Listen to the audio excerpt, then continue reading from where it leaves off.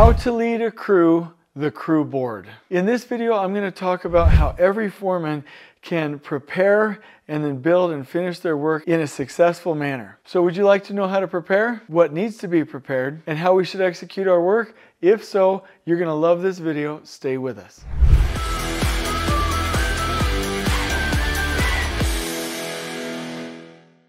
So first and foremost, I want to talk to you about the overall system. A lot of times, foremen think that when they start work here, and once they hit a roadblock, that is their world, that they live in that world. But that is actually not the case. 3 weeks ahead, maybe even farther, the foreman will be involved with what's called a pull plan. This is where and it could be 3 weeks to 3 months, but at least this far ahead, where the foreman is participating in the correction and finalization and commitment of the actual sequence that they will follow. So actually what this looks like is that if you have an actual work package, that work package then repeats from zone to zone to zone, right, in a flow, okay? So a foreman, before they will start this flow of work, which has really nice trade flow, okay, will be involved with that pull plan to make sure that they are interacting with other trades in a nice sequence. So that this might be the contractor I'm talking about, but there might be successor contractors that go behind them as well. So this pull plan is key. Then as you get closer in time, there is the studying of the plans and specs to get ready, okay? So this allows the foreman to get up to speed.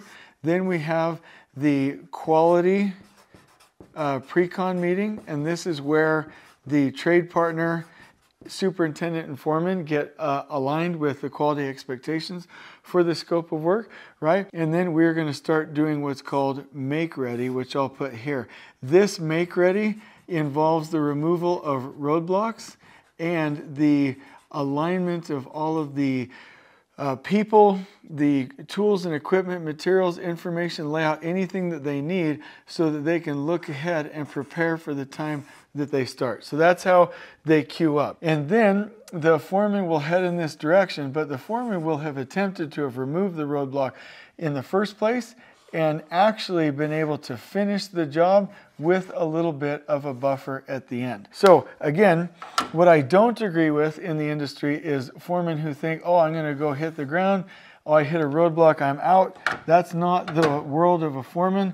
The world of a foreman is all the way back here to the pull plan, all the way into reading the plans and specs, doing the quality prep, doing the make ready roadblock removal, all the way to the finish. And we expect them to plan, build, and finish their zone in a one process flow. That means plan, build, finish. Plan, build, finish. Plan, build, finish. So that's the system. So from a long term, that's exactly what we're looking for. What I want to talk to you about today is a cool concept, these crew boards that we've made that we can link you to in the description below with the Canva files that you can start to use yourself. So let me talk about how I would actually do work with the crew in the field 100%. You're going to love this.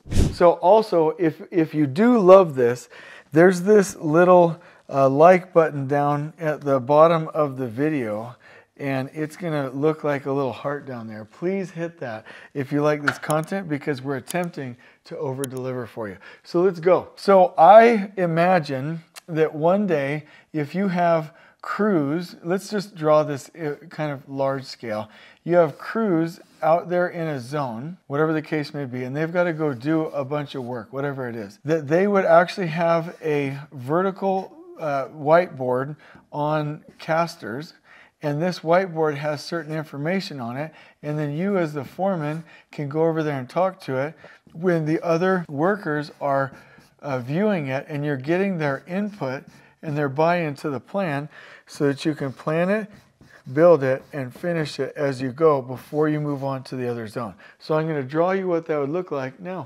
All right, so I'm going to tell you how we have these crew boards formatted. I like drawing it because we can get a little bit more exposure for how to use it, but again, the Canva files are there for us to be able to print them. So on this board, this is, by the way, it's about this size, but I'm going to draw it in a little bit smaller scale. There's a spot on the top left, and what happens in this spot in the top left is the crew leader, the foreman, will put in here the look-ahead plan. And there is typically a clip to the top of the board here, and that clip allows that the weekly work plan and the look-ahead plan to be there on the actual board itself. And so what we want the crew to be able to see is their scope and how it flows through the project. So this is their look-ahead plan. There's also another spot on this board, and you can do this, by the way, the reason I'm drawing this is because you can actually do this on a whiteboard if you want, but I'm just saying having this information visually is pretty remarkable. So the next one that we place in here, again with a nice clip, is called the weekly work plan. So this will show the actual activities that you and your crew have committed to for that week in time. And it's really helpful to know, hey, how can I make work ready? And then what is my commitment for this week? So that this third area over here, what you do in this third area is called your day planning, okay? As a crew. So this is a little bit different than the overall project day plan, but what you'll do is you'll say, hey, what is my activity in what zone? What people are going to be as a part of that crew, and what resources do they need to get that done? Okay. Second activity, who is on that crew? What resources do they need to get done? And again, there's typically a little checklist on the board that I put here that says, you know, do they have enough labor? Do they have the equipment? Do they have the tools? Do they have the materials? Do they have the layout? Do they have the information? And typically, the only other thing that I would probably put on there is, do they have a space to work? And do they have training? And if I'm really aggressive, I'll make sure, meaning like with making sure that I have some key items to remember, do they have the time? So what you can see is happening here on these boards is the look-ahead plan is so that we can make work ready. So let me go ahead and put in here, make ready. The other purpose for this look-ahead plan here is to find problems. Why do we want to find problems? Because if we find problems, we're able to get rid of them. The weekly work plan is for us to know, what did we commit to? And can you ask yourself, like, how important would it be for your crew to actually know what was committed to that week? They could think ahead, they could use their genius, we could get everybody involved. It's really quite fantastic. And then the day plan is all about being able to execute. Like, let's go ahead and allocate resources and make sure all of these items are checked. So you go from the long term to the shorter term to the day plan, and it's quite genius. One of the things that I love having on these boards is what's called an axonometric 3D view. And so what this means is you might have different floors, and I hope I can do this drawing justice, but the bottom line is you have this like in an expanded view, and you can also show your site, and you can also have your site logistics plan over here to the right. What I like about this is you can actually go up on your board and say, hey, we have a problem here, we have a problem here, we have a problem here. Why would I want this to be marked in red with my crew so that they get in the habit of finding problems and removing them before they impact our work? The other thing is, if I'm a foreman, I can be like, okay, this is, and I'm talking to the workers, this right here is my look ahead, this is my weekly work plan, this is how we're organized, but hey, we need a material delivery over here. That's what happens when that comes at 12. Hey, remember that gets staged over here. Hey, this zone over here is super critical. You can start drawing on this board and really, really do a good job and make it visual. Now, what I want to see over here on these boards is to bring this down and identify your roadblocks and your constraints. So roadblocks are temporary things that can be removed out ahead of you and the train of trades. Constraints are more permanent things that you have to move around. It's really important for your crews to know the difference between those two things. Now, at its basic form, what I like to close out with on this board is to have a segment over here that says, okay, we need to finish the work behind us.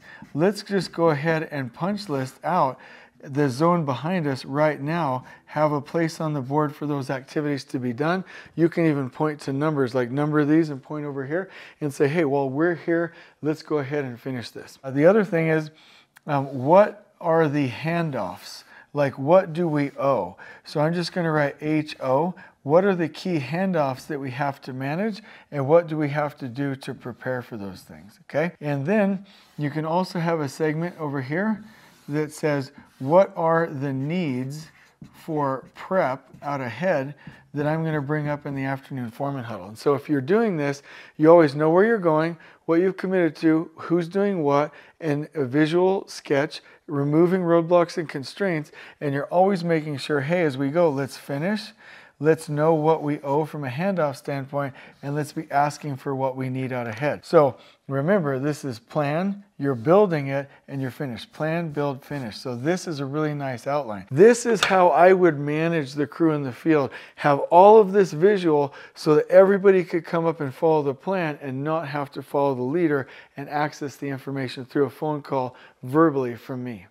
In this planning, you can also have, and I like this, whether you have your quality, well, I'll just write FOW, your feature of work boards, and your pre-task plan. You have these separate. You can attach these to your board, have a clipboard spot for them, or actually format your boards to have those sections inside. But you'll make sure that quality and safety are a big focus of this. And the last thing that I want to say is when the workers leave, so they were looking at a board, right? And you're explaining that to them, and they're all jamming out.